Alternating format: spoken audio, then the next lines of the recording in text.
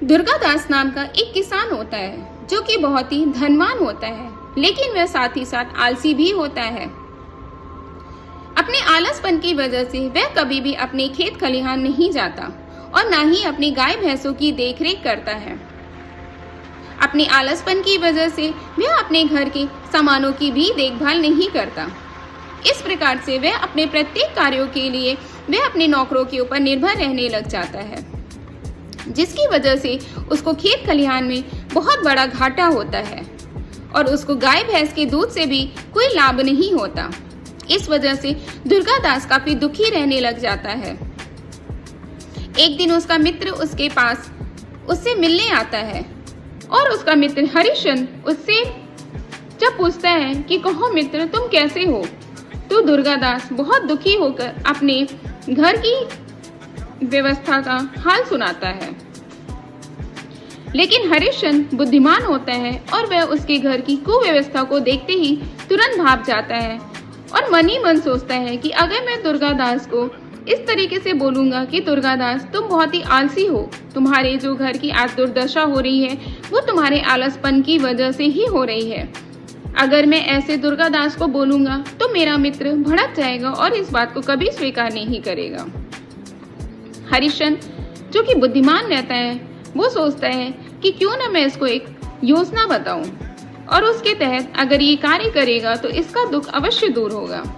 तो हरिश्चंद्र उसको कहता है कि मित्र सुनो, सुबह के भोर जब सारे पक्षी उठते हैं, उनके उठने से पहले ही मानसरोवर में एक सफेद रंग का हंस रहता है, जो कि वह बहुत ही सुबह सारे पक्षियों के उठने से पहले ही पृथ्वी पर आता है और जो कोई भी व्यक्ति उसके दर्शन करता है तो उसके घर की सारी दरिद्रता दूर हो जाती है। लेकिन उसके दर्शन करना बहुत ही दुर्लभ होता है और वह दिन के दूसरे पहर में उड़ भी जाता है। दुर्गादास बहुत ही खुश होता है और वह कहता है कि मित्र, मैं उस सफेद हंस के दर्शन अवश्य करूंगा, अवश्य मैं उसकी खोज में निकलूंगा। इस प्रकार से वह हरिश्चंद्र की विदाई करता है और उस रात्रि वह बहुत ही जल्दी सोता है और उसके दूसरे दिन वह सारे पक्षियों के उठने से पहले ही बहुत ही भोर में वह उठ जाता है और जल्दी जल्दी वह अपने खेत की ओर भागता है। लेकिन वह क्या देखता है कि उसके खेत में एक व्यक्ति गेहूं की चोरी कर रहा होता है। उसको देखकर दुर्गादास को बहुत ही क्रोध आता है और वह उसको फटकार लगाता है कि भाई, तुम ये क्या कर रहे हो, मेरे खेत से गेहूं की चोरी क्यों। तो वह व्यक्ति लज्जित होता है और इस प्रकार से दुर्गादास अपने खेत की बहुत बड़ी हानि को रोक देता है। जब दुर्गादास वापस आता है तो वापस आते समय वह सोचता है कि क्यों ना मैं अपनी गौशाला भी खोलूं। तो वह गौशाला जाता है। जब गौशाला में देखता है कि वहां पर एक व्यक्ति अपनी पत्नी के लिए गाय का दूध चोरी कर रहा है, तो वह उसको भी फटकार लगाता है, बोलता है ये तुम क्या कर रहे हो, किस प्रकार की चोरी कर रहे हो। इस प्रकार से दुर्गादास अपनी गौशाला में भी चोरी होने को रोकता है। फिर इसके बाद दुर्गादास अपने घर आता है, जलपान इत्यादि करता है और फिर से वह अपने खेत निकल जाता है। लेकिन वह क्या देखता है कि इतना समय हो गया है और मजदूर आ ही नहीं है, आप अभी तक तो मजदूर आए नहीं हैं। तो वह बहुत परेशान हो जाता है। वह काफी देर तक अपने खेत में ही बैठता है।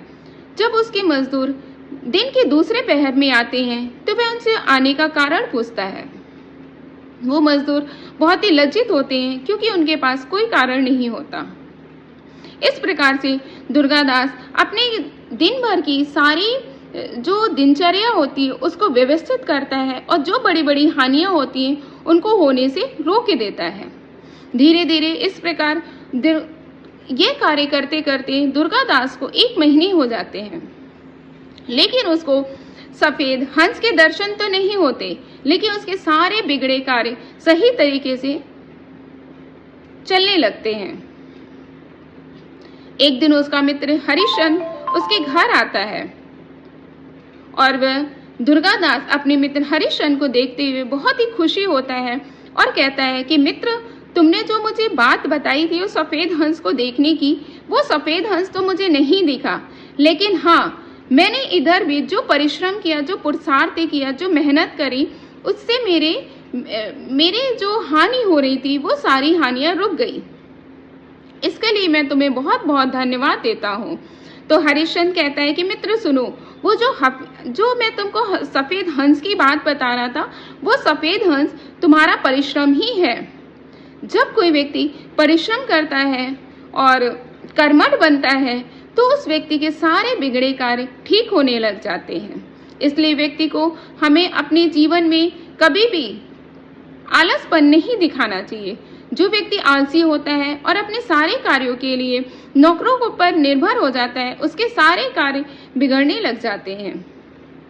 इसलिए व्यक्ति को अपना आलसपन दूर कर देना चाहिए और अपने जीवन में पुरुषार्थ को अपनाना चाहिए, कर्मठ बनना चाहिए, मेहनती बनना चाहिए। जो व्यक्ति कर्मठ होता है, पुरुषार्थी होता है, उस व्यक्ति को हर तरीके से सम्मान मिलता है और यश मिलता है और धन की भी प्राप्ति होती है।